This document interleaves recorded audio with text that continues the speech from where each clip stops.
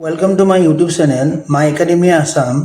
আজি মই সেবাৰ class 10 মেথছৰ chapter 7 স্থানাংক জ্যামিতিৰ অনুশীলনী 7.1 আলোচনা কৰিম। মৰমৰ ছাত্ৰ-ছাত্ৰীসকল, দূৰত্বৰ সূত্ৰ যদি কোনো এটা বিন্দু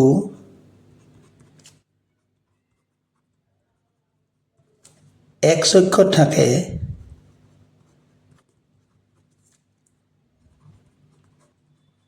তেন্তে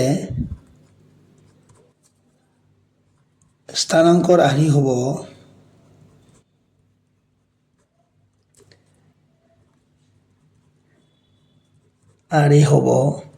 x, 0 মানে যদি কোনো এটা বিন্দু x অক্ষত থাকিলে তাৰ y স্থানাংক 0 হয়। এতিয়া একেদৰে যদি কোনো এটা বিন্দু y অক্ষত থাকে তেন্তে স্থানাংকৰ আৰ্হি হ'ব y, 0 যদি কোনো বিন্দু y অক্ষত থাকে তেন্তে স্থানাংকৰ আৰ্হি হ'ব 0, y মানে কোনো বিন্দু যদি x অক্ষত থাকে তেতিয়াহ'লে স্থানাংকৰ আৰ্হিটো হ'ব x, 0 আৰু y অক্ষত থাকিলে স্থানাংকৰ আৰ্হি হ'ব 0, y x o x dash আৰু y o y dash এই অক্ষৰ দুডালৰ এতিয়া যদি m বিন্দু আমি ধৰি লওঁ তেতিয়াহ'লে ইয়াৰ y অক্ষৰ পৰা m বিন্দুৰ দূৰত্বক আমি কওঁ ভুজ বা x স্থানাংক মানে ইয়াৰে যদি x হয় আৰু b বিন্দুটো যদি p x, y হয় তেতিয়াহ'লে আমি y x অক্ষৰ পৰা লম্ব দূৰত্ব যেটো হয় তাক কম আমি y স্থানাংক মানে কোটি বুলি কম। এতিয়া ইয়াতে যদি আমাৰ y অক্ষত কোনো এটা বিন্দু সাপোজ n থাকে তেতিয়াহ'লে আমাৰ ইয়াৰ স্থানাংক হ'ব 0, y আৰু x অক্ষত থাকিলে যদি m বিন্দুৰ স্থানাংক হ'ব x, 0 এতিয়া মূল বিন্দু হ'ল 0, মূল বিন্দু স্থানাংক 0, হয় তেতিয়াহ'লে o ৰ পৰা p বিন্দুৰ দূৰত্ব আমি ক'ব পাৰো √x² + y² মানে এইটো পাইথাগোৰাছৰ উপপাদ্য মতে হ'ব। এতিয়া আমি যদি দূৰত্বৰ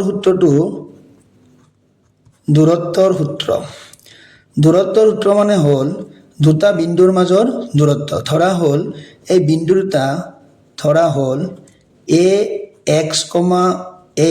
এই বিন্দুটো হ'ব x1, y1 আৰু b বিন্দুটো হ'ব x, y2 আমি ধৰি লৈছো এই দুটা বিন্দুৰ মাজৰ আমি ধৰা হ'ল a আৰু b বিন্দু দুটা বিন্দু আমি এই বিন্দু দুটাৰ দূৰত্ব নিৰ্ণয় কৰিব লাগে। যদি আমি এই বিন্দু দুটাৰ দূৰত্ব নিৰ্ণয় কৰিলে ইয়াৰে আমাৰ এইটো হ'ব x o x dash x অক্ষ মানে y o y dash মানে y অক্ষ ইয়াৰে দুটা বিন্দু ধৰা হ'ল a আৰু আমাৰ হ'ব b এই বিন্দু দুটাৰ দূৰত্ব আমি উলিয়াব লাগে x1, y1 আৰু এইটো হ'ব x2, y2 এই বিন্দু দুটাৰ দূৰত্ব যদি আমি উলিয়াব লাগিলে ইয়াৰে আমি ইয়াতে al লম্ব x অক্ষ আৰু bm লম্ব x অক্ষ হ'ব আৰু আকৌ ac লম্ব bm হ'ব। এতিয়া ইয়াৰ দূৰত্বৰ সূত্ৰ হ'ব আমি উলিয়াব লাগিব এইটো ac ইয়াৰে ac মানে হ'ল ac টো lm ৰ সমান হ'ব গতিকে lm ৰ যেতিয়া সমান হ'ব তেতিয়াহ'লে lm টো আমি পাম om ৰ পৰা ol টো বিয়োগ কৰিলে আমি lm পাম গতিকে om মানে হ'ল om হ'ব এই মূল বিন্দুৰ পৰা মানে হ'ল y অক্ষৰ পৰা m বিন্দুৰ দূৰত্ব হ'ব b বিন্দু স্থানাংক মানে হ'ল x2 আৰু o ৰ পৰা মানে y অক্ষৰ পৰা l বিন্দুৰ দূৰত্ব হ'ব x1 গতিকে আমি ac মানে পাম যে x2 - x1 আকৌ bc মানে হ'ব bc আকৌ এই ইয়াৰ পৰা মানে x অক্ষৰ পৰা এই b বিন্দু দূৰত্ব হ'ব y2 মানে y স্থানাংক আৰু m ৰ পৰা c এইটো হ'ব এইটো যদি y1 হয় তেতিয়াহ'লে mco আমাৰ y1 হ'ব গতিকে ইয়াতো আমাৰ bc লাগিলে bc হ'ব এই bm ৰ পৰা bm - cm আহিব গতিকে বি এম হ'ল ইয়াতে y2 আৰু চি এম মানে হ'ল y1 গতিকে আমি এই দূৰত্বৰ সূত্ৰ মতে এইটো পাইথাগোৰাছ উপপাদ্য প্ৰয়োগ কৰি আমি পাম ত্ৰিভুজ এ চি বিৰ ত্ৰিভুজৰ পৰা আমি পাম এ বি স্কোৱাৰ বা A B under root square root বৰ্গমূল হ'ব যে A C square plus B C square A C square আৰু বি চি স্কোৱাৰৰ বৰ্গমূলৰ যিটো যোগফল হ'ব সেইটো হ'ব আমাৰ এ বি গতিকে এ চি মানে পাইছিলোঁ আমি x2 minus x1 whole square আৰু বি চি মানে হ'ব y2 minus y1 whole square এইটোৱে হ'ব দূৰত্বৰ সূত্ৰ বা দূৰত্বৰ সূত্ৰটো আমি এনেকুৱা কৰিব পাৰোঁ যে এনেকুৱা দৰে এইদৰে লিখিব পাৰোঁ যে x1 minus x2 whole square plus y2 minus y1 whole square এইটো হ'ব আমাৰ দূৰত্বৰ সূত্ৰ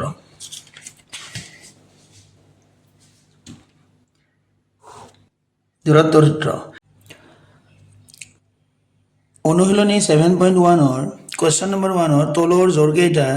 দূৰত্ব নিৰ্ণয় কৰা 1 নম্বৰ 1 2,3 আৰু 4,1 এই বিন্দু দুটাৰ মাজৰ দূৰত্ব নিৰ্ণয় কৰিব লাগে ধৰা হ'ল বিন্দু দুটা ক্ৰমে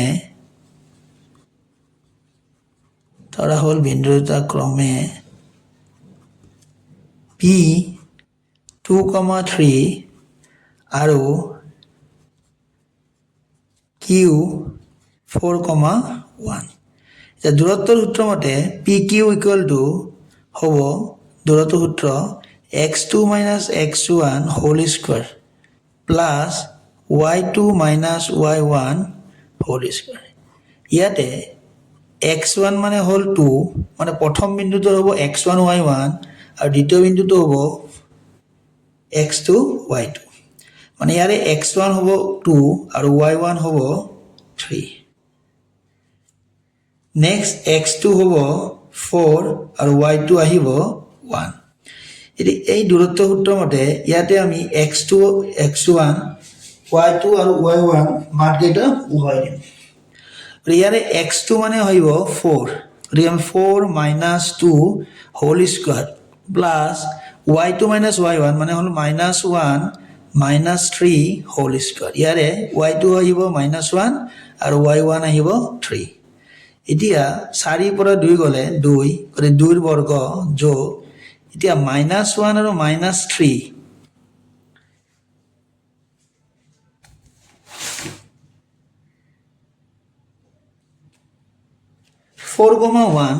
4,1 আছে গতিকে y2 মানে 1 আহিব এইটো প্লাছ 1 মাইনাছ 3 গতিকে মাইনাছ 2 হোল স্কোৱাৰ এতিয়া 2 স্কোৱাৰ মানে আহিব 4 আৰু মাইনাছ 2 স্কোৱাৰ মানেও 4 আহিব কাৰণ মাইনাছৰ সূচকটো যুগ্ম সংখ্যা আছে গতিকে ইয়াৰে প্লাছ আহিব গতিকে 4 যোগ 4 8 হ'ব গতিকে আমি এইটো এনেকুৱাও লিখিব পাৰোঁ 2 পূৰণ 4 গতিকে ইয়াৰে 4ৰ বৰ্গমূল আহিব 2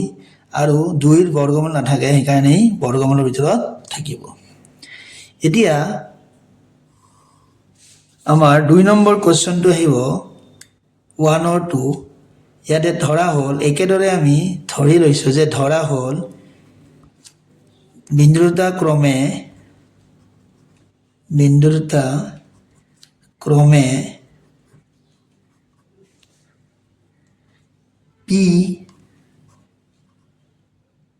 P হ'ব মাইনাছ 5,7 আৰু Q আহিব মাইনাছ 1,3 এতিয়া পি কিউ মানে হ'ব একেটাই সূত্ৰ আমি প্ৰয়োগ কৰিম যে x2 minus x1 whole square plus y2 minus y1 whole square ইয়াৰে x2 আহিব minus 1 minus bracket minus 5 whole square plus y2 মানে আহিব 3 আৰু y1 মানে হ'ব 7 minus 1 plus 5 whole square plus 3 minus 7 মানে হ'ব minus 4 whole square 5 minus 1 4 4 square plus minus 4 square এতিয়া minus 4 square মানে হ'ব 4 square হ'ল 16 আৰু minus 4 square মানে 16 গতিকে এইটো হ'ব 2 into 16 মানে আমাৰ আহিব এইটো 4 root 2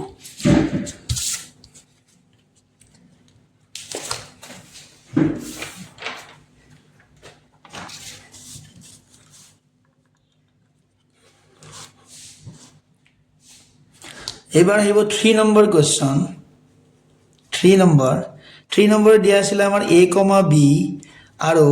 দ্বিতীয় বিন্দুটো দিয়া আছিল -a, -b ইয়াতো একেদৰে আমি ধৰি লম যে ধৰা হ'ল বিন্দু দুটা ক্ৰমে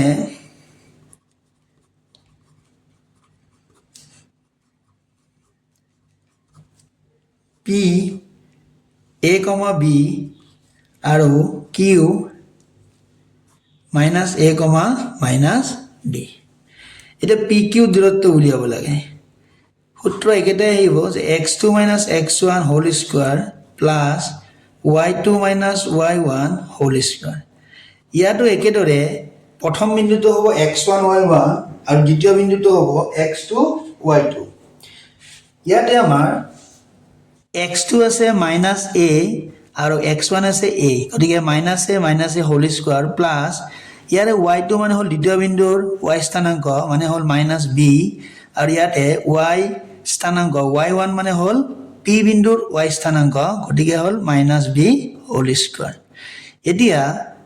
এইটো -a মানে হ'ল 2a whole square আৰু এইটো হ'ব -2b whole square এতিয়া আমি পাম যে মাইনাসৰ ওপৰত যুগ্ম সূচক আছে গতিকে ইয়াৰে প্লাস হ'ব 4a square plus 4b square এতিয়া ইয়াৰে 4টো কমন আহিব 4 কমন গতিকে a square plus b square আহিব এটা 4ৰ বৰ্গমূল আমি পাও যে 2 আৰু a স্কয়াৰ প্লাস b স্কয়াৰৰ বৰ্গমূল নাথাকে সেইকাৰণে এই বৰ্গমূলৰ ভিতৰতে থাকিব গতিকে आंसर হ'ব 2 √a square plus b square আজিৰ ক্লাস ইমানতে সমাপ্ত